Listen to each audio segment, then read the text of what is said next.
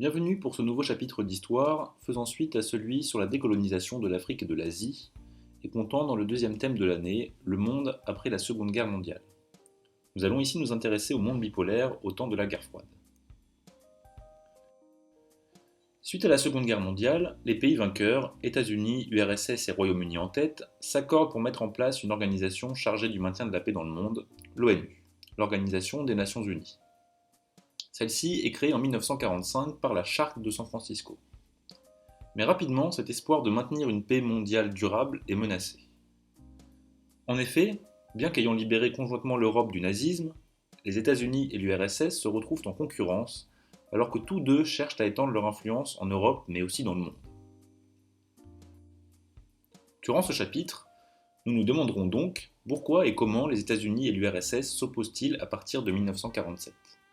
Pour y répondre, nous expliquerons les raisons de cette opposition, ce qui sera l'objet de cette vidéo. Lors d'une seconde vidéo, nous montrerons que cet affrontement a pris plusieurs formes, ce qui nous permettra également de mieux comprendre ce que relève cette expression de guerre froide. La période de la guerre froide est marquée par la division du monde en deux grands blocs de pays, d'où l'expression de monde bipolaire. Quels sont ces deux grands blocs? Le premier, le bloc de l'Ouest ou bloc occidental, est dominé par les États-Unis.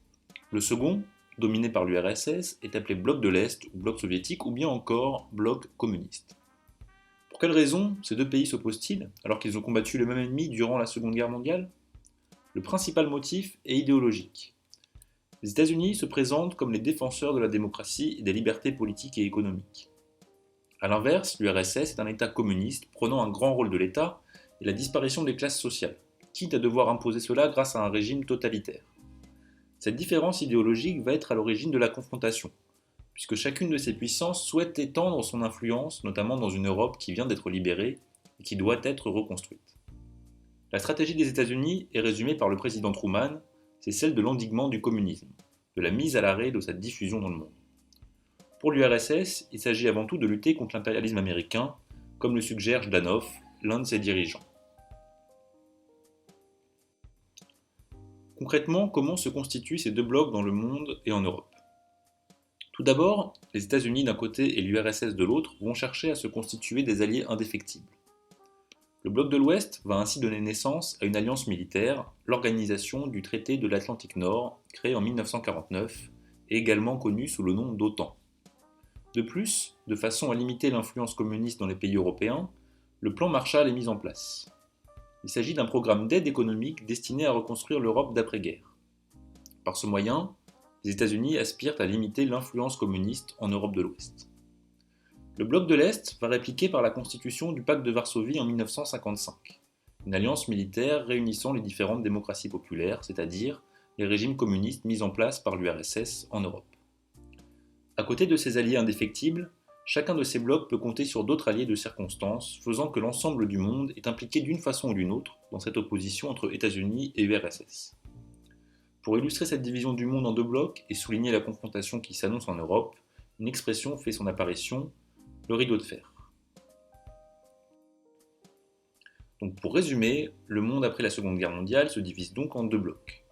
Le bloc de l'Ouest dominé par les États-Unis, dont l'objectif est d'endiguer le communisme et de promouvoir la démocratie et le capitalisme, qui se structure autour d'une alliance militaire, l'OTAN.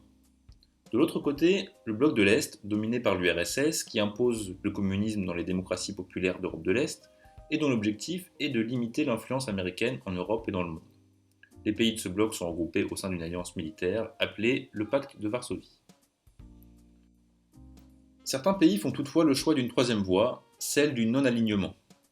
En 1955, 29 dirigeants de pays africains et asiatiques nouvellement indépendants se réunissent en Indonésie, à Bandung. On y retrouve par exemple le dirigeant indien Nehru, le président indonésien Sukarno ou encore Gamal Abdel Nasser récemment arrivé au pouvoir en Égypte. Les pays réunis à cette conférence vont condamner unanimement le colonialisme européen et annoncer rejeter la logique des deux blocs, leur priorité n'étant pas de retomber sous la domination d'une puissance, mais de se développer et sortir de la pauvreté. Ces pays du tiers-monde font donc le choix du non-alignement en refusant d'intégrer un des deux blocs. Ce vœu est renouvelé lors de la conférence de Belgrade en 1961, où cherche à s'organiser ce qui est désormais appelé le mouvement des non-alignés. Toutefois, il est parfois difficile pour ces pays de ne pas accepter l'aide proposée par les États-Unis ou l'URSS. Ainsi, certaines crises les contraignent à faire des choix. Nous pouvons donc déjà apporter une partie de la réponse à notre problématique. Pourquoi les États-Unis et l'URSS s'opposent-ils? L'opposition entre ces deux grandes puissances s'explique par leur volonté d'étendre chacune leur influence aux dépens de l'autre, notamment en Europe, mais aussi dans le monde. De plus, l'entente entre les deux semble inconcevable en raison des différences idéologiques majeures qui existent. Libéralisme économique et politique pour les États-Unis, communisme pour l'URSS. Il nous restera à voir comment ces deux puissances s'opposent durant cette période qui s'étend de 1947 à 1991. Ce sera l'objet d'une prochaine vidéo.